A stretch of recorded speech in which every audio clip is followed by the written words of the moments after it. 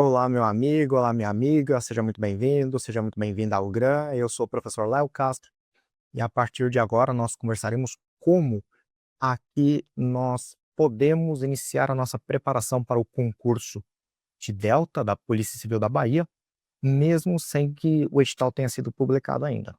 Então, este será o nosso foco para que você possa iniciar imediatamente a sua preparação, sem ter que esperar o edital, que seria um completo absurdo, né? Até porque é muito conteúdo para você deixar para estudar tão em cima da hora assim. Então, é essencial que você inicie imediatamente. A gente já sabe que o concurso ele está aí na iminência de sair o edital, então é importantíssimo que a gente inicie o quanto antes aqui a nossa preparação. Em caso de dúvida, eu estou lá no Instagram, Léo Castro Direito Penal. Fique à vontade para entrar em contato. Seja você aluno, assinante ou não, não faz diferença. Atendo todos da mesma forma. Se você nos acompanha aqui no YouTube, você é sim um aluno do GRAM. Além disso, eh, você pode deixar comentário aqui, tá bom?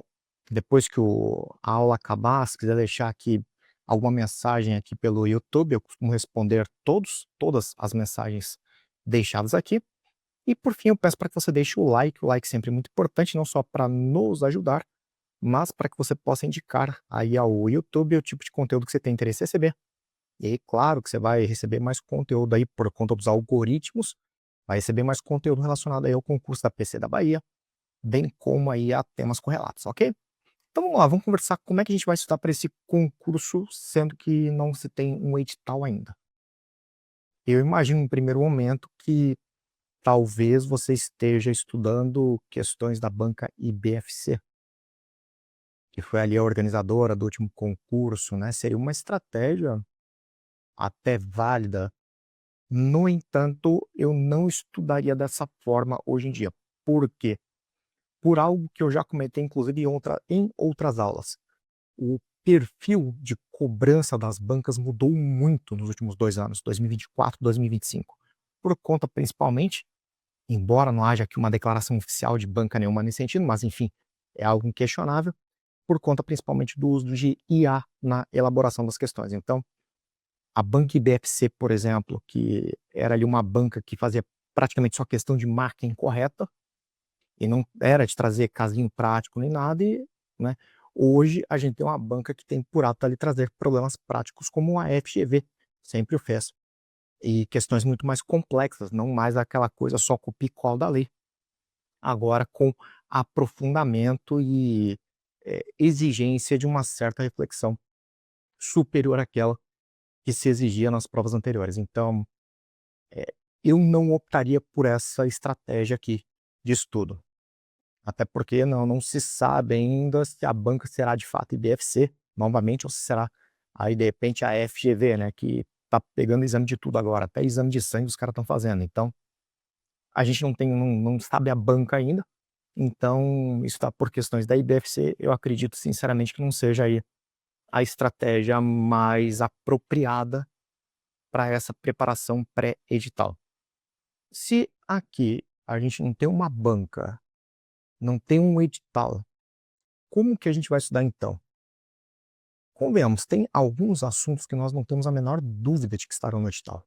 Lei de drogas, lei de abuso de autoridade, lei Maria da Penha, eh, lei ali 8.137, lei de crimes contra a ordem tributária, lei 9.613, ali a lei de lavagem de dinheiro, lei 7.716, lei de racismo, enfim, né, lei 8.072 de 90, lei dos crimes hediondos, 9.455 de 97, a lei de tortura 12.850 de 2013, organização criminosa e por aí vai. São leis que a gente não tem a mínima dúvida de que estarão no edital. Então, essa, essa ideia de: "Ah, não vou começar a estudar porque eu não sei ainda o que vai constar no edital", não, né, não faz o menor sentido isso aí, porque a gente sabe as leis que sempre estão presentes num concurso aí para Delta, ok? E aí o que a gente vai estudar como? A gente vai estudar aquilo que a gente sabe que tem mais chance de cair nesse conteúdo que é certo que estará no edital. Por exemplo, ó, vou te dar aqui um exemplo. Lei de drogas mesmo, a lei 11.343, que é sempre aqui uma lei campeã total em concurso, ainda mais para Delta. O que você tem que tomar cuidado ali com a lei de drogas? Tem que tomar cuidado com o crime lá do artigo 28, né, posse, porte de droga para consumo pessoal. Tem que tomar cuidado lá com o próprio tráfico, artigo 33, e tem que tomar cuidado ali também com a jurisprudência dos tribunais superiores, principalmente esses temas sumulados. E olha, em relação à lei de drogas, a gente tem muita súmula, viu? A gente tem muita súmula. Quer ver? Eu vou comentar aqui algumas rapidamente. Não vou aqui trazer todas, né? Eu vou trazer aquelas mais recentes para aqui só demonstrar realmente para você como nós temos sim conteúdo já para começar a estudar imediatamente, não havendo por que esperar publicação digital. Ó, vou te dar um exemplo aqui, o enunciado número 630 da súmula do STJ. Imagina a seguinte situação, imagina que eu estou dando aqui uma volta pela rua e sou abordado por policiais militares, e quando ali realizada a busca pessoal, é descoberto aqui comigo que eu tenho no meu bolso alguns pinos de cocaína. Sou ali preso em flagrante, é feita a lavratura do APF por tráfico de drogas, e aí o MP me denuncia por tráfico, chega em juízo, e eu pego e falo o seguinte, olha, não vou mentir, tá? Não vou mentir, a droga realmente era minha, não vou esconder isso aqui, mas tem um pequeno porém aqui. Não era droga com destinação a aqui o tráfico. Eu não ia vender nem nada do tipo, aqueles 18 verbos nucleares da lei de drogas, lá do artigo 33. Era uma cocaína que era para o meu uso pessoal. Ou seja, eu estou confessando aqui que a droga é minha. No entanto, estou confessando para quê? Para ocorrer aqui a desclassificação do artigo 33 para o artigo 28 da lei de drogas. Ou seja, você tem aqui uma confissão qualificada, uma confissão que ela está se dando com o objetivo de sustentar uma tese defensiva. E o que acontecia? De acordo com a antiga redação do enunciado da súmula, aqui do enunciado número 630 da súmula do STJ, se o sujeito ele confessasse que a droga era dele, aqui numa situação dessa de confissão qualificada, para desclassificar do 33 para o 28, por exemplo, e ali ele confessasse, mas confessasse com esse objetivo, essa confissão qualificada, e o juiz ali não reconhecesse aqui a desclassificação e condenasse por tráfico, o enunciado dizia o seguinte, que o sujeito não teria direito ali à atenuante da confissão espontânea. Então veja, eu peguei, eu confessei ali que a droga era minha de fato, e aí o juiz não se convence com aqui o meu argumento, me condena por tráfico, e aí eu não acaba não aqui atribuindo ali ao cálculo da pena a atenuante da confissão espontânea. O que é um completo absurdo, porque se você for pegar ali no enunciado número 545 da súmula do STJ, que também foi alterado aqui nessa mesma oportunidade da 630, para tudo que é crime, se você tiver a confissão qualificada, ainda que ali não prevaleça a tese defensiva, o sujeito tem direito à atenuante da confissão espontânea. Por que na lei de drogas aqui? Por que no tráfico seria diferente? Enfim, acabou que o STJ mudou esse entendimento e o novo enunciado aqui tem a seguinte redação, ó. A incidência da atenuante da confissão espontânea no crime de tráfico de entorpecentes, quando acusado de admitir a posse ou propriedade para uso próprio, negando a prática do tráfico de drogas, deve ocorrer em proporção inferior à que seria devida no caso de confissão plena. Então, muito mais justo, né? Muito mais justo. O sujeito ele foi lá, confessou essa confissão qualificada do 33 para o 28, por exemplo, e aí você ali e ele acaba sendo condenado por tráfico, você vai ter ali o quê?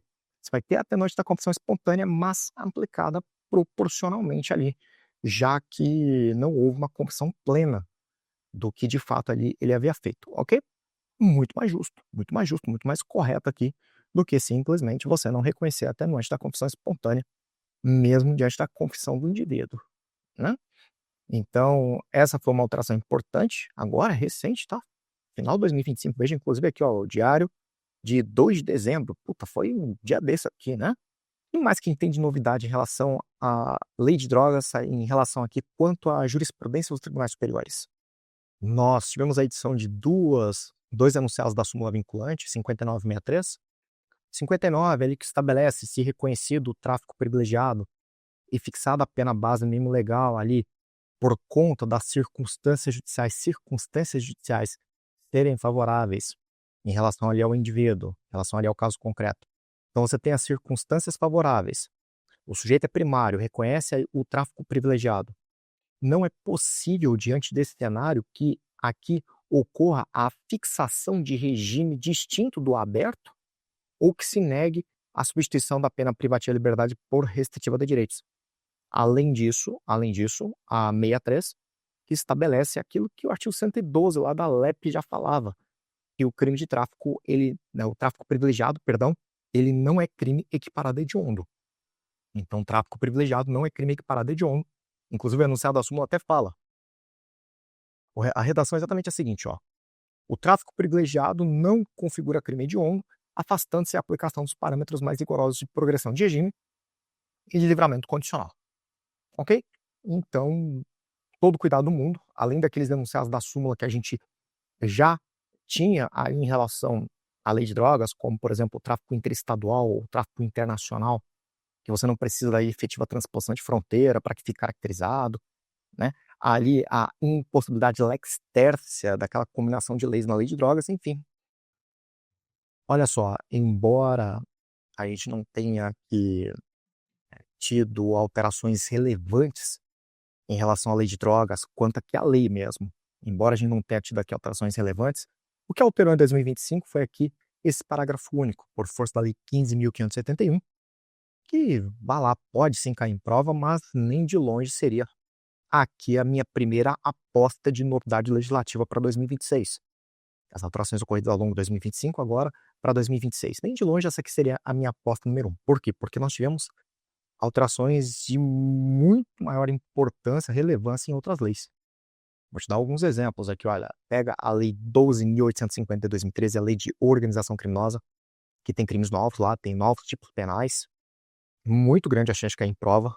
A Lei de Organização Criminosa está caindo pra caramba, principalmente provas da FGV.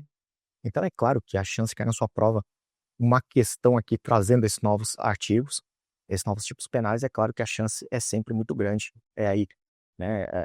Não dá para pegar e ignorar essa possibilidade de cair na sua prova. Além daqui da Lei 12.850, nós tivemos alterações na LEP, muitas alterações na LEP. Lei de drogas, com essa alteração aqui do parágrafo único, tivemos alteração na Lei de lavagem de dinheiro, tivemos alteração na Lei dos crimes ambientais, a Lei 9.605, tivemos alteração na Lei 8.072 de 90, a Lei dos crimes hediondos, tivemos alterações importantes na Lei 10.741 de 2003, recentes agora. Enfim, nós tivemos Lei Maria da Penha, que muda. Lei Maria da Penha é até desnecessário dizer, né, que tem ali atualização, porque tem toda hora praticamente. Então nós temos alterações importantíssimas nessas leis penais, processuais penais especiais. Contudo, eu faço um alerta aqui a você. E olha, eu quero que você grave muito bem isso aqui na sua mente para você não pegar e estudar de forma equivocada e não correr aquele risco aquela clássica história do cara que estuda além do necessário e acaba chegando ali na prova e acaba ali por se perder quando busca uma resposta exatamente pelo fato que estudou demais, né? A gente sabe que isso acontece. Quando ali excede o que se deve ali estudar para uma matéria, é claro que tem o risco de você ali, por conta desse conhecimento mais amplo, e você acaba vendo ali, né, chifre em cabeça de cavalo, você acaba aí, às vezes, errando a questão por conta disso, por conta do excesso de estudo. Para que você não incorra nesse erro, ouça muito bem o que eu vou te falar aqui, ó. Essas alterações ocorridas em 2025, elas caírem em sua prova, eu te dou uma certeza. Se caírem agora em 2026, eu te dou uma certeza, ao longo do ano inteiro. E cair alguma dessas alterações, vai cair como? Copia e cola da lei. Copia e cola da lei. Literalidade mesmo. Mas, Léo, como é que você pode afirmar um negócio desse? Como é que você tem total certeza que vai cair literalidade da lei? É muito simples. A pessoa que faz a prova é gente como a gente. Então, ela estuda pelos mesmos livros, ela estuda pelos mesmos sites, ela se informa e ela aprende da mesma forma que a gente aprende. E a verdade é que essas leis muito recentes, não se tem nada muito bem definido ainda em relação a elas. É claro, existe interpretação, existe interpretação. Pega ali o meu manual de prática mesmo, ali em coautoria com o Rogério Greco, com o Ivan Marx, a gente dá umas pinceladas ali em alguns temas novos, né? O Rogério, o Greco nem se fala, né? Porque doutrinador de renome, tudo ele que se aventura mais mesmo. Ele vai lá e começa a explorar e começa a trazer as opiniões dele sobre o assunto, mas é tudo muito preliminar, muito embrionário ainda. Ninguém tem por certo nada. E não pode pegar em prova e cobrar de você, olha, Qual é o posicionamento do Rogério Greco sobre o assunto? Não, ninguém pode perguntar isso para você. Então, durante pelo menos agora 2026, pode ficar muito tranquilo, porque se cai na sua prova a atualização, e certamente vai cair alguma novidade, vai cair o quê? Copia e cola da lei. Literalidade. Não vá aqui pegar, comprar manualzinho de lei nova. Não faça isso, tá? Não faça isso.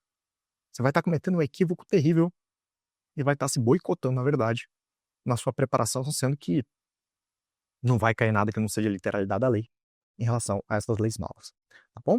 Então, assim, ó, em relação à lei de drogas, além desses enunciados novos da súmula, que eu comentei aqui, dos enunciados clássicos também da súmula, eu tomaria cuidado aqui com aqueles temas sempre muito cobrados. Então, por exemplo, o tráfico privilegiado foi campeão agora, 2025. Toda hora estava caindo, toda hora estava caindo. Vi aqui uma pergunta em relação ali ao o tráfico privilegiado, esse questionamento se é ou não é crime equiparado a hediondo, enfim, isso aqui cai a toda hora. Além disso, é claro que a banca cobra ali questionamentos em relação aqui às bancas como um todo, né? Que a gente não sabe a banca ainda. As bancas cobram questionamentos em relação ao tráfico, o tráfico em si. E aí uma pegadinha muito comum de cair em prova, mesmo hoje em dia, apesar de estar manjada, é ali em relação à hediondez da associação para o tráfico, lá do artigo 35 da Lei 11.343. É crime equiparado a hediondo, não é crime equiparado a hediondo e não é crime equiparado a hediondo, né? A associação para o tráfico ali do artigo 35 não é crime equiparado a hediondo. É uma pegadinha manjada? Tá manjada, mas ainda cai em prova. Ali em relação ao artigo 28, vamos colocar aqui na tela, quanto a posse e porte de droga para consumo pessoal, é claro que você tem que estar por dentro ali do tema 506, lá do informativo número 1143 Supremo, quando ali se decidiu em relação à atipicidade da conduta, quando ali se tiver por objeto a maconha, lembrando sempre daqueles parâmetros, claro, né? Ali até 40 gramas de cannabis sativa ou 6 plantas fêmeas. Lembra, grava isso aqui na sua mente. Se cair na sua prova um exemplo ali, falando, por exemplo, em 23 gramas, como teve um julgado do STJ não tem um tempo, que foi exatamente uma situação dessa, o cara estava ali com 23 gramas de maconha. E aí veio o questionamento, né? Se presume aqui que é usuário, se presume que é usuário, que é posse ou porte de droga para consumo pessoal, por conta daquele parâmetro de 40 gramas, né? Ou as 6 plantas lá. Então, é claro que o tema 506 pode cair na sua prova uma pegadinha. Muito provavelmente até mesmo aqui desse caso concreto que chegou até o STJ, quanto ali uma situação com 23 gramas. Joia?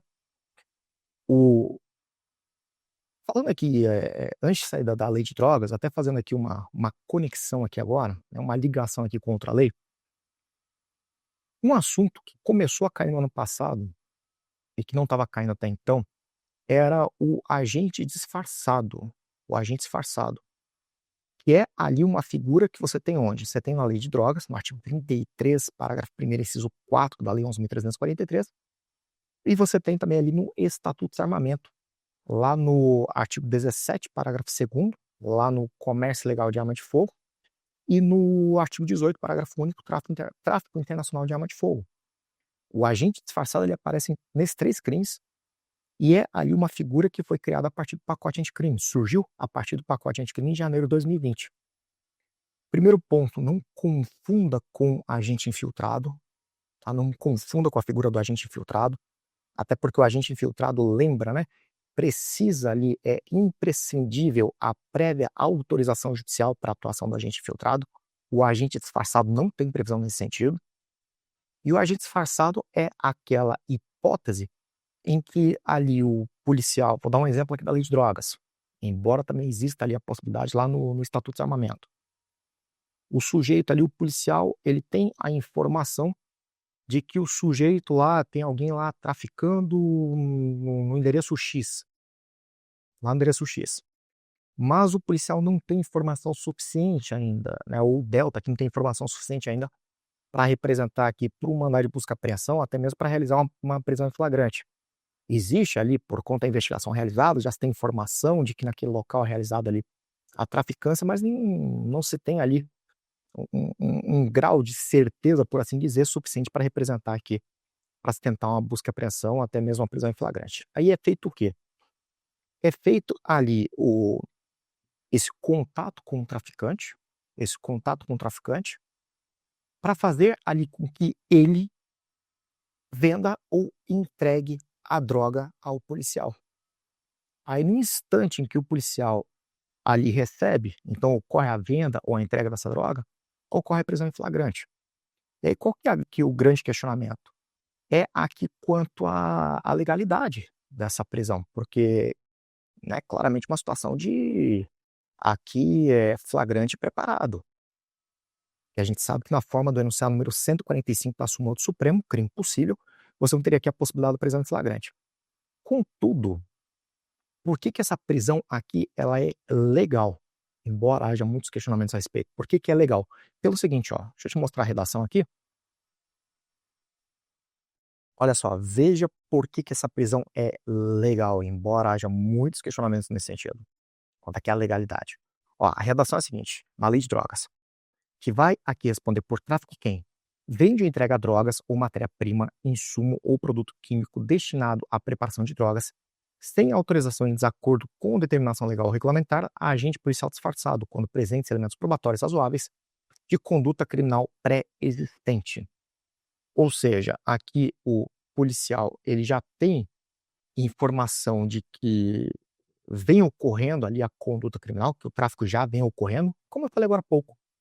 Já existe ali informação de que ocorre a traficância, mas não se tem o suficiente ali para prender em flagrante, porque se, né, tivesse o suficiente ali para uma prisão em flagrante, não tinha aqui razão para a gente disfarçado acabar por agir, né, já que o policial conseguia prender de qualquer forma a droga ali, sem ter que fazer procedimento nenhum. Mas aí você vem aqui e o policial faz, no exemplo que eu dei, o policial vem e faz esse contato com o suposto traficante. Aí vai ali, ganha confiança do traficante, tudo no exato instante em que o traficante vende ou entrega a droga para o policial, ocorre a prisão em flagrante. Só que a prisão em flagrante se deu aqui pela venda ou pela entrega, o sujeito aqui ele será processado e, ao final, provavelmente condenado por tráfico em razão da entrega ou venda? Não. Porque, de fato, a entrega ou venda, você teve aqui flagrante preparado. Inegável isso. Por que ele vai ser preso em flagrante? Porque aqui que vai responder normalmente por tráfico de drogas sem que haja qualquer óbice em relação a isso. Pelo fato de que o artigo 33 da Lei de Drogas, ele tem ali 18 verbos nucleares. Então, embora entregue e venda tenha caracterizado aqui o flagrante preparado, mas tem lá mais 16 verbos nucleares para fazer com que o sujeito responda pelo tráfico. Então, ele vai responder por ter em depósito, ocultar, enfim, algum outro verbo. Ok? Inclusive, falei agora há pouco que eu ia fazer o link agora da Lei de Drogas com o Estatuto de Armamento, que certamente é tema que tem muita chance de cair na nossa prova. Muita chance de cair na nossa prova. E, e que, em alguns pontos, ele se comunica com a Lei de Drogas. E não é só aqui em relação a agente disfarçado, viu? Olha só, deixa eu te mostrar aqui. Veja só, como eu comentei agora há pouco, no artigo 17, parágrafo 2º, a gente tem a figura do agente disfarçado. E também no artigo 18, parágrafo único, nós temos aqui a figura do agente disfarçado, ok? Então, cuidado, porque embora de fato não tenha caído tanto em prova nos últimos anos, apesar de ser uma alteração aqui importantíssima na nossa lei, né, uma novidade importantíssima aqui na nossa lei, tem até já informativo do STJ a respeito aqui do agente disfarçado, mas as bancas têm cobrado pouco, e esse ano, 2025, a gente viu ali algumas questões a respeito, mas sempre ali copia e cola da lei, nada ali. Além disso, eu não vi, por exemplo, pegadinha quanto aqui a prescindibilidade de prévia autorização judicial, que é como eu comentei agora há pouco, né, filtração precisa, o agente disfarçado não. Mas não vi ninguém questionar nada tão aprofundado assim, foi tudo copia e cola da lei mesmo. Então esse aqui é o primeiro ponto que essas duas leis se cruzam. Tem um outro ponto aqui que o Estatuto do Armamento e a Lei de Drogas se comunicam, por força aqui da jurisprudência dos tribunais superiores. Qual ponto é esse? Além ali da majoria do artigo 40, qual o outro ponto aqui em que a gente tem a comunicação? Na discussão em relação à insignificância no Estatuto do Armamento. Por quê? Porque, a princípio, nós temos a impossibilidade de se falar em atipicidade material pela insignificância no Estatuto do Armamento. Então, se perguntar para você, olha, em regra, se admite insignificância no Estatuto? Regra não, tá? Regra não. Quando que vai ser admitido aqui? Quando o sujeito for surpreendido com ínfima quantidade de munição. Não é o que seria ínfima quantidade? Eis a questão, né? Eis a questão. Se a banca for falar em número, é muito provável que fale o quê? Uma única munição, porque nada é mais ínfimo do que um, né? Não tem como ter menos do que uma munição. Ínfima quantidade de munição é desacompanhada da arma de fogo. Cuidado, tá? O oposto aqui não segue a mesma lógica. Então, a arma desmuniciada não se fala em significância. É a munição desacompanhada da arma de fogo. Pode reconhecer a insignificância, aqui em relação aos crimes do Estatuto do Desarmamento. Contudo, o STJ trouxe a seguinte exceção. Se ali for apreendido com o sujeito, além da munição, droga, então se você tiver aqui de forma conexa a traficância ao crime do Estatuto do Desarmamento, quanto aqui a munição apreendida, aí não se fala em insignificância aqui no Estatuto. Tá bom? Então veja como essas duas leis elas se comunicam, né? Elas se comunicam ali a todo momento. Inclusive eu mostrei para você agora há pouco o artigo 40 ali, uma das majorais. Cuidado, é possível a insignificância de forma excepcional quando for surpreendido ali o sujeito com ínfima quantidade de munição, desacompanhada da arma de fogo, e desde que aqui não ocorra a apreensão de droga, caracterizando ali, né, de forma conexa esse concurso de delitos, vindo do Estatuto com aqui crime da lei de drogas. Além disso, o Estatuto ele tem aqui um novo enunciado da súmula. O novo enunciado da súmula, ele fala o seguinte, eu tenho certeza que você já o conhece. Ele diz aqui o seguinte, vamos subir aqui. Olha lá. Não é hediondo o delito de porte ou posse de arma de fogo de uso permitido, ainda que com numeração, marca ou qualquer outro sinal de identificação raspado, suprimido ou alterado. Joia? Eu tenho certeza, você sabe que quanto à arma de fogo de uso permitido, nunca existiu polêmica aqui em relação a hediondez. O que aconteceu a partir do pacote anticrime foi o quê? A partir do pacote anticrime, posse e porte legal de arma de fogo de uso restrito saiu do rol dos crimes hediondos. Só ficou ali o quê? Posse e porte legal de arma de fogo de uso proibido. Além da adição dos artigos 17 e 18 do Estatuto lá ao rol dos hediondos. Mas não vou nem falar disso. Vou aqui só focar no crime do artigo 16. Posse e porte legal de arma de fogo de uso restrito, 16 caput, 16 parágrafo 1º. Abandonaram ali, deixaram o rol dos hediondos, ficando ali só arma de fogo de uso proibido em relação ao posse e porte legal. Ok. O que ele está dizendo aqui é o seguinte, imagina que eu tenho aqui comigo uma arma de fogo de uso permitido. Estou aqui portando uma arma de fogo de uso permitido. É hediondo? Não, não existe essa discussão. Mas essa arma de fogo está com a numeração raspada, suprimida ou alterada. Aí, nesse caso, em vez de responder por crime de porte legal de arma de fogo de uso permitido do artigo 14, eu respondo por qual? Ali, porte legal de arma de fogo de uso restrito, na forma do artigo 16, parágrafo 1º, em razão dessa numeração raspada. Cuidado, o STJ já decidiu que, se for possível que ali a polícia, por meio de técnica pericial adequada, consiga identificar a numeração que se buscou suprimir, mesmo assim o sujeito responderá pelo crime do artigo 16, parágrafo 1º, tá? Não há desclassificação. A polícia conseguiu descobrir ali um número que o sujeito tentou esconder, então desclassifica por crime do artigo 14? Não. A manter o artigo 16. Esse crime não é hediondo. Então ali, estou com uma arma de fogo de uso permitido, numeração raspada. Vou responder por posse ou porte legal de arma de fogo de uso restrito, 16, parágrafo 1º, e como eu já disse, mesmo que se descubra ali a numeração, não vai desclassificar o crime. Até aí, beleza. Sabe qual é a minha preocupação? Ali que vem a cair na sua prova? Algum questionamento em relação ao crime de roubo. De repente cai na sua prova perguntando se no crime de roubo, se houver emprego de arma de fogo de uso restrito, se o crime será hediondo ou não. E olha, toda vez que eu pergunto isso aqui na aula, é uma chuva de gente dizendo que o crime não é hediondo. Cuidado, tá? Pelo amor de Deus, cuidado. Não confunda ali posse e porte legal de arma de fogo de uso restrito do Estatuto do Desarmamento com a majorante do emprego de arma de fogo no crime de roubo. Majorantes, porque tem mais de uma. No crime de roubo, se houver emprego de arma de fogo, seja de uso permitido, restrito ou proibido, tanto faz, o roubo será sim crime hediondo. Beleza? Então não confunda uma coisa com a outra. Então falou ali pra você, ó, roubo com emprego de arma de fogo de uso restrito. Ah, não é crime hediondo, não. É sim, pô, é sim. O que não é hediondo é o quê? Posse e porte legal de arma de fogo de uso restrito. Tem roubo. Isso aí não é hediondo. Agora, roubo com emprego de arma de fogo é sim crime hediondo, tá?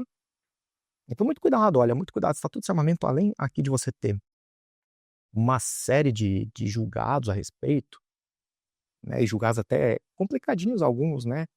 Aquele do sujeito que oculta arma de fogo no seu quintal ali e que vai caracterizar porte, não posse, embora seja ali a sua residência, seu local de domicílio, mas o verbo ocultar é porte. Eu acho uma pegadinha muito mal aquele negócio. Se cai em prova dizendo, ó, o cara pegou e enterrou a arma de fogo no quintal dele, né, da casa onde ele mora. É posse ou é porte? Você fala, pô, uma posse na forma do artigo 5º, né, na sua residência ou nas dependências desta. Então, né, enterrou no quintal, é posse. O STJ falou que é porte, porque o verbo ocultar ali caracteriza o porte. É uma pegadinha muito mal, né? Certamente derruba ali na hora da prova se vier a cair. Mas, apesar de todos esses posicionamentos da jurisprudência ali dos tribunais superiores, enfim, de toda essa dificuldade que a gente tem, inclusive com o enunciado da súmula, o que me preocupa real é aqui algumas decorebas do estatuto que sempre são muito cobradas. Eu não sei se você sabe disso, mas da legislação penal e processual penal especial, a lei que mais se cobra decoreba de pena é o estatuto. Já tinha percebido isso aí? Eu tinha essa suspeita até que eu resolvi pegar e fazer o levantamento e confirmei de fato.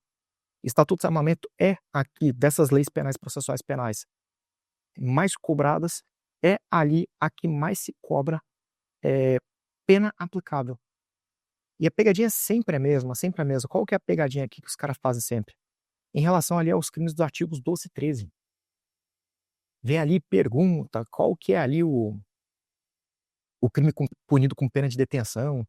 Aí coloca disparo de arma de fogo lá do artigo 15, não lá, pena de reclusão, disparo de arma de fogo, né? Mas na hora da prova você tem dúvida, você fala, puta, mas será agora que é reclusão ou é detenção? Detenção a gente só tem onde? Posse irregular de arma de fogo de uso permitido e na omissão de cautela. Inclusive, a omissão de cautela é crime culposo e de menor potencial ofensivo, a pena máxima não ultrapassa 2 anos. E aqui a posse irregular é um crime de médio potencial, punido com detenção, e que aqui você tem a possibilidade da suspensão continuada do processo, mas não é um crime de menor potencial, porque a pena máxima ultrapassa 2 anos. Então, pena é algo que você tem que decorar. Não só aqui o quanto de pena, quanto ali as majorantes. Os artigos 19 e 20, tem que tomar cuidado, tá? Que eles sempre perguntam aqui quanto a esse aumento aqui da metade. Lembra que é só no caso da reincidência específica, não é qualquer reincidência. Veja aqui os crimes mencionados em que você tem esse aumento.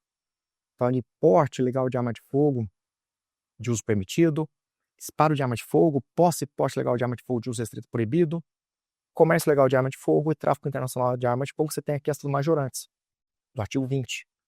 Você não vai ter ali, portanto, em relação à omissão de cautela e nem a posse irregular de arma de fogo de uso permitido. 12 e 13 você não tem. Além disso, claro, fique atento a essas inconstitucionalidades, essa vedação à liberdade provisória. Houve declaração de inconstitucionalidade quanto a esse aqui, além ali da inconstitucionalidade da inafiançabilidade dos artigos 14 e 15. Que diz ali o parágrafo único, né, que é inafiançável, porte legal de arma de fogo de uso permitido para o de arma de fogo. Você tem aqui, de forma expressa, dito, né, que são crimes inafiançáveis, no entanto, houve ali declaração de inconstitucionalidade pelo Supremo. No entanto, cuidado, eu já vi pegadinha nesse sentido em prova. Eu também assim, ó. A lei o Estatuto do Armamento, a lei 10.826 de 2003, a partir de declaração de inconstitucionalidade pelo Supremo, não tem mais crimes inafiançáveis. Você fala, nossa, é verdade. Cuidado, porque isso não é verdade, tá? Por que tá errado? Porque tem crime hediondo. Crime hediondo é sim, aqui é inafiançável, tá bom? Então, cuidado, são as pegadinhas do mal, cara, que caem na prova e de repente você tá ali se dedicando horrores na tua preparação e você pega de surpresa com uma bobagem dessas. Vem ali e te pergunta qual é o crime punido com pena de detenção. Então cuidado, por isso que é importante que você faça um estudo com base no que de fato as bancas mais cobram, as pegadinhas mais presentes em prova, para você ali não ficar dando murro em ponta de faca, né, você não ficar ali estudando focando muito naquilo que cai pouco, e ali deixando de priorizar aquilo que de fato tem maior relevância. A partir do momento que você pega o conteúdo edital e nivela e considera que tudo tem a mesma importância, você está no caminho para a reprovação. Porque você não prioriza, impossível. Impossível você vencer um conteúdo tão grande como o conteúdo de Delta. E falo, olha, por experiência própria, um dos concursos que eu passei dentro das vagas foi o concurso de delegado. E eu sempre conto isso, que eu passei no concurso de delegado por quê? Passei na primeira fase, passei na discursiva, a nossa discursiva foi anulada, eu fiz de novo a discursiva, passei na prova oral, né? Para mim o mais difícil foi a prova física, o TAF, para mim foi o pior de tudo. Mas a prova, as provas escritas e a prova oral, assim, foram muito tranquilas para mim. Por quê? Ah, Léo, você devia estar estudando horrores na época. Pior que não. Na época eu já dava aula para nível superior, no curso de Direito, e eu tinha algumas turmas da faculdade que estavam estudando muito para o exame de ordem. E exame de ordem espelha muito esses conteúdos mais cobrados. Então eu priorizava muito no estudo, no dia a dia, na sala de aula, priorizava muito o quê? Temas mais cobrados. E aí eu falava: "Olha, cuidado, tá caindo muito tal coisa em prova, tá caindo muito tal coisa em prova". Ou seja, com ali o estudo, né, com o ensino ali, que eu preparava para os meus alunos voltado para o exame de ordem, eu estava estudando para a prova de delegado, sem perceber. Tanto que eu sempre falo isso aí, não falo isso aí pra pegar e falar: "Nossa, é o bonzão, né, é o fodão", não. Eu sempre falo, cara, que foi um concurso que eu não estudei de verdade. Assim, não peguei: "Ah, eu vou passar pra delegado", não. O que eu estava estudando muito, assim, eu estava muito, né, não vou dizer que não. Eu estava muito, mas não era focado para a prova de delegado. Era para o quê? Para conseguir dar ali a melhor aula possível para os alunos. Eu queria muito dar uma aula, assim, prevendo que ia cair, para o aluno pegar e passar no exame de ordem, tudo, né, e falar: "Pô, legal, né? Aquele estudo direcionado que você fez na sala de aula funcionou bacana". A minha ideia era essa, era o aluno do exame de ordem. Só que, né, sem que eu percebesse ali, eu estava estudando para delegado também. E foi o que deu muito certo. O quê? Foquei nos assuntos mais cobrados. Se eu fosse tentar estudar tudo de tudo, até porque vou te ser bem sincero, olha, eu vou fazer, eu até fiquei triste ontem pensando no assunto. Eu tô indo para 18 anos de formado em direito agora, esse ano, né, dá até uma depressão quando você para pra pensar. 18 anos de formado já. E eu garanto a você, dessas leis que nós temos nos editais para Delta, tem muitas, na verdade, muitas. Eu não li todas, viu? Eu não estudei todas, pior ainda, não estudei, não li e fiz nada. Tem muitas que eu só estudei aqueles principais artigos. E mesmo assim, passei em mais de um concurso, inclusive o concurso de delegado. Então, é o que eu falo pra você, estude de forma inteligente, tá? Não vai ficar aí quebrando cabeça, ah, eu vou aqui zerar edital, né? Não, você não vai zerar edital. Você não vai conseguir zerar edital, não faça isso. Ó, além aqui do Estatuto de Salvamento, tem alguns temas que a gente também tá sempre ali por certos, né? Por exemplo ali, no em relação ali à Lei Maria da Penha. Lei Maria da Penha, a gente sabe que sempre vai cair o quê? O artigo 5º. O artigo 5º sempre muito cobrado ali quando que nós temos a quem na verdade se destina a Lei Maria da Penha, lembrando que aqui a Lei Maria da Penha nós temos quem aqui por vítima? Necessariamente mulher, então lembre-se aqui a vítima da Lei Maria da Penha é mulher, incluída a mulher trans, ok? Então, não vá confundir isso aqui, eu já vi pegadinha em prova caindo situações ali de, um menininho de 6 anos de idade apanhou, né, apanhou da avó. Aí vem pergunta, nesse caso vai aplicar a Lei Maria da Penha? E equivocadamente, alguns podem chegar à conclusão que sim, por conta da ideia de vulnerabilidade. Essa, nossa, um menino de 6 anos apanhando, né, de uma idosa, tudo. É claro que vai caracterizar a Lei Maria da Penha. E não vai, né, não vai caracterizar. Porque a Lei Maria da Penha é o quê? Mulher, incluída aqui a mulher trans, ok?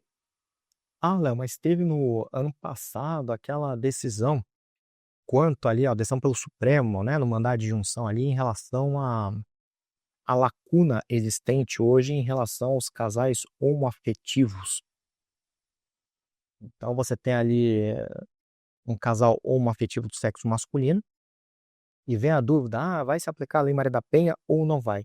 E aí o Supremo, de fato, ele entendeu que diante uma lacuna existente aqui, né, da ausência de lei que proteja especificamente aqui o casal homoafetivo do sexo masculino, bem como aqui em relação às mulheres travestis e transexuais, como já disse, né, que as mulheres trans, nas relações intrafamiliares, o Supremo entendeu pela possibilidade de aplicação da Lei Maria da Penha, desde que a vítima ela esteja aqui inserida em uma posição de subalternidade na relação. Então veja que não é algo automático que você vai ter aqui em relação à Lei Maria da Penha, quanto a casal homoafetivo masculino. Além disso, lembre-se que a lei só é aplicável em relação às medidas protetivas, aquilo voltado à proteção da vítima e não aqui em relação ao tipo penal. Até porque nem poderia, né? Nem poderia aqui se falar aqui na ampliação de incidência do artigo 24A, por exemplo, em relação aqui ao casal homoafetivo masculino. Então aqui o Supremo pegou e deixou muito claro que aqui se exige essa posição de subalternidade e que aqui se dá em relação às medidas de proteção a essa vítima. Mas de fato o Supremo entendeu no mandado de junção por essa incidência da Lei Maria da Penha no casal, em relação ao casal homoafetivo masculino. Beleza? Então cuidado aqui, mulheres, incluídas mulheres trans, e também aqui essa exceção trazida, dada a lacuna legal por força de mandado de junção julgado pelo Supremo, isso lá no informativo número 1167 de 2025. Beleza? Lembra sempre que aqui você vai ter a incidência da Lei Maria da Penha independentemente de coabitação. Isso aqui tem até súmula do STJ, né? Enunciado da súmula do STJ. Lembra sempre aqui das formas de violência, principalmente aqui no inciso 5. É muito comum que as bancas criem pegadinha no seguinte aspecto. Peguem aqui e falem que nós teremos violência psicológica na hipótese de calúnia, difamação e injúria. Não, na verdade, violência moral. A pegadinha é sempre essa. Sempre essa é a pegadinha. Eles vêm e colocam bem assim, olha, violência psicológica, engloba e tal. Aí traz aquele monte de violência ali, descrita ali no inciso 2, e no meio coloca injúria, calúnia. Não, tá errado. Então, a decoreba danada isso aqui. Lembra só dos crimes contra a honra, né? Violência moral.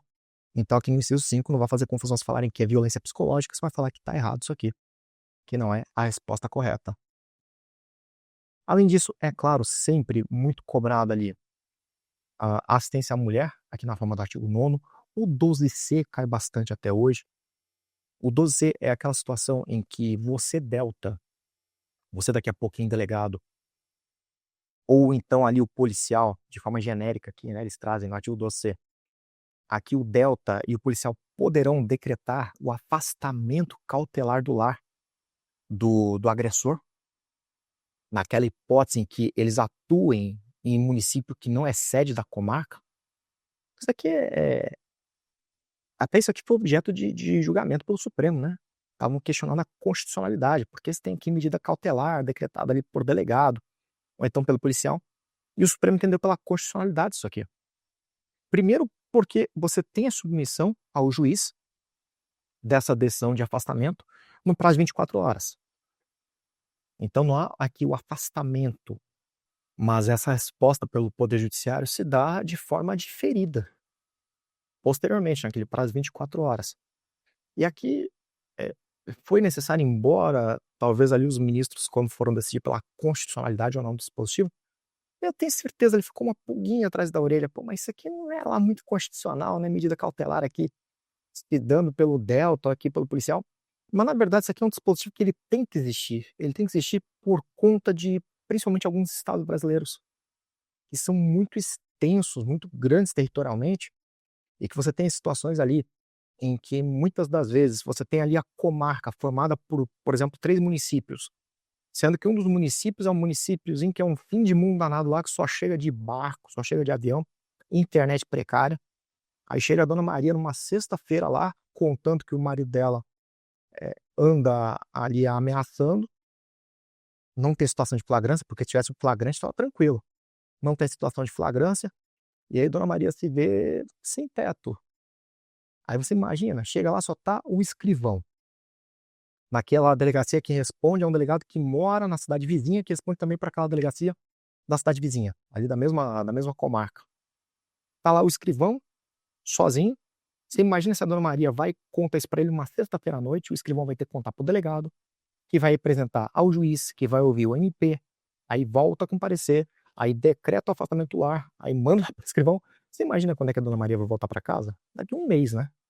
Então, para evitar esse tipo de situação, principalmente, como eu já disse, nesses estados muito grandes territorialmente, em que a gente tem muitas das vezes, essa comunicação prejudicada, acaba que se faz aqui necessário que se tenha um artigo como o artigo 12C para viabilizar o afastamento do agressor do lar e aqui para que a vítima possa retornar com os seus dependentes para o local de moradia, local aqui de residência.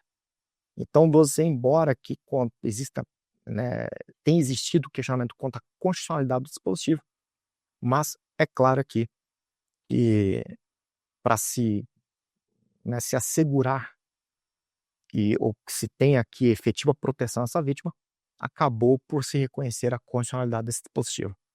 Além disso, é claro, coisa que você não pode errar mais, ali a discussão quanto à ação penal.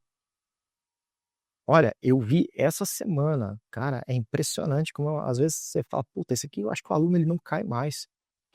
Essa semana tá havendo um caso de uma situação de violência ali contra a mulher. E eu tava vendo os comentários, inclusive muitos alunos ali, né, que eu reconheço, tem muitos que eu tenho ali pelo Instagram. E alunos falando, olha, não sei o que, você ficou sabendo que a sua vizinha, qualquer pessoa, mulher que você conheça, foi vítima de qualquer crime, numa situação aqui de violência doméstica ou familiar, vá e registre ocorrência. Opa, não é bem assim, né? Não é bem assim. Porque a gente tem essa diferença em relação aqui ao crime contra a mulher, em situação da Lei Maria da Penha, e que vai ser aqui diferente a questão da ação penal, que vai ser pública e incondicionada, onde? Só na lesão corporal. A lesão corporal leve, para ser mais específico, né? Embora a culposa também esteja englobada aqui pelo artigo 88 da Lei 9.099. Porque o que acontece? Na lesão corporal leve dolosa, de fato, se eu sou vítima de lesão corporal leve dolosa, lá do artigo 129 caput do Código Penal, aqui nós temos o quê? Um crime de ação penal pública condicionado à representação, por conta do artigo 88 da Lei 9.099. Então, se eu sou vítima de lesão corporal leve dolosa, nós temos aqui um crime de ação penal pública condicionado à representação, artigo 88 da Lei 9.099. Contudo, como não se aplica a Lei 9.099 quando ali for hipótese de violência doméstica ou familiar contra a mulher, com o afastamento do artigo 88 da Lei 9.099, a lesão corporal leve volta a ser ali o quê? Um crime de ação penal pública incondicionada. É por isso que a lesão corporal, especificamente, quando praticada contra a mulher no âmbito doméstico familiar, é crime de ação penal pública incondicionada. Então a diferença é só na lesão corporal. Para os outros crimes, vale a regra. Então, crimes contra a honra, crimes contra ali a administração da justiça, me lembrei agora, por exemplo, do exercício arbitrário das próprias razões, né? Do artigo 345, enfim, qualquer outro crime, o crime de perseguição, que vez ou outra cai em prova, né? Perguntando, o crime de perseguição contra a mulher, 147A do Código Penal. Crime de perseguição contra a mulher, no âmbito doméstico familiar, é ação penal pública o quê? Condicionada à representação. 147A, parágrafo 3º. Por quê? Porque se aplica a regra. Então a exceção é só onde? Só na lesão corporal, que vai ter essa pegadinha da ação penal pública incondicionada. E desde o ano retrasado agora, né, com a lei antifeminicídio, a lei 14.994, passou a existir também uma diferença quanto ali ao crime de ameaça. Mas por quê? Por conta da alteração que se deu pela lei antifeminicídio, a lei 14.994. Tanto se o crime de ameaça foi praticado antes da lei antifeminicídio, contra a mulher numa situação aqui de violência doméstica ou familiar, a ação penal pública condicionada à representação. Só a partir da lei antifeminicídio lá no final de 2024 é que passou a ser de ação penal pública incondicionada. Por conta lá do artigo 147, parágrafo 2º do Código Penal. Então muito cuidado, não vai me cair numa dessa em prova ali em pleno 2026 sem me falar que aqui em hipótese de, sei lá, perseguição contra a mulher em situação de incidência da Lei Maria da Penha, não vai me dizer que é crime de ação penal pública incondicionada, pelo amor de Deus, é pública condicionada de representação. Essa pegadinha é só na lesão corporal, tá bom? Isso aqui cai toda hora ainda. Inclusive eu mencionei isso aqui por conta do artigo 16 lá, que prevê que a retratação da representação na Lei Maria da Penha pode até quando? Até o recebimento da denúncia, né? A regra no CPP é quando? Até o oferecimento da denúncia. Então, na Lei Maria da Penha tem um prazo um pouco maior. No entanto, a retratação na Lei Maria da Penha exige o quê? Exige aqui uma audiência especialmente designada para esse fim. Para evitar ali que a mulher, de repente, se retrate da representação porque está sendo ameaçada, enfim. Aí designa a audiência, vai estar lá promotor, juiz, defensor, na verdade, em regra, né? Juíza, promotora, defensora, e essa vítima, mulher, vai se sentir muito mais segura para poder contar a verdade do que está acontecendo, se ela quer realmente se retratar da representação ou se ela está se retratando porque ela está sendo ameaçada. Então a ideia é essa da audiência especialmente designada para esse fim. Artigo 16 tem essa diferença, portanto, o artigo 17 que estabelece ali a impossibilidade de pena meramente pecuniária, quando aqui praticado o crime contra a mulher no âmbito doméstico familiar. Lembra, claro, sempre ali no artigo 24A, quanto ao descumprimento da medida protetiva de urgência, lembra aqui da impossibilidade de você, delta, conceder fiança, você não pode. Na verdade, essa previsão do parágrafo 2º, ela perdeu a sua razão de existir a partir da lei antifeminicídio, ali, da alteração. Na verdade, nem pela lei, pela lei de feminicídio, sim, a lei 14.994 mesmo. Tá até vendo ali em cima. É a lei de feminicídio mesmo.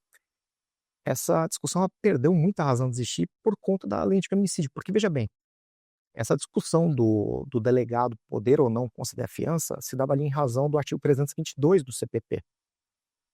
Mas isso porque a pena aqui era de até 2 anos, então encaixava no artigo 322 do CPP, o delta podia conceder fiança, contudo, por conta da vedação do parágrafo 2º, o delta não podia.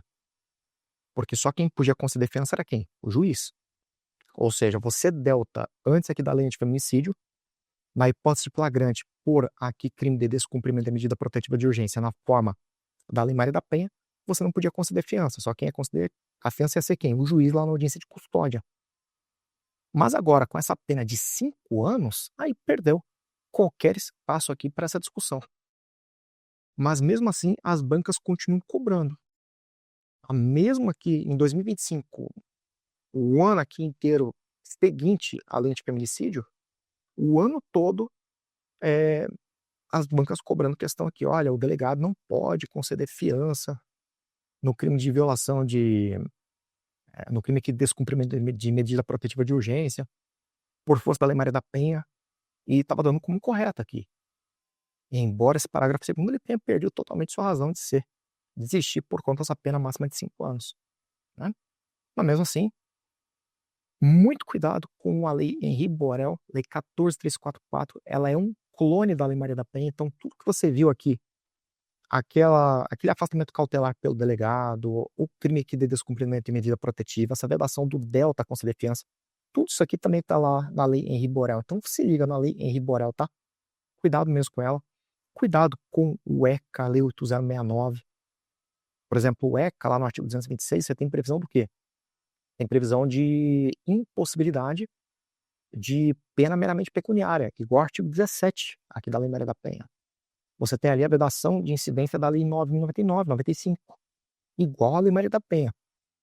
Além disso, é claro, cuidado ali com os chamados crimes de pedofilia ali a partir do artigo 240, né? Hoje em dia tem crime hediondo ali no meio.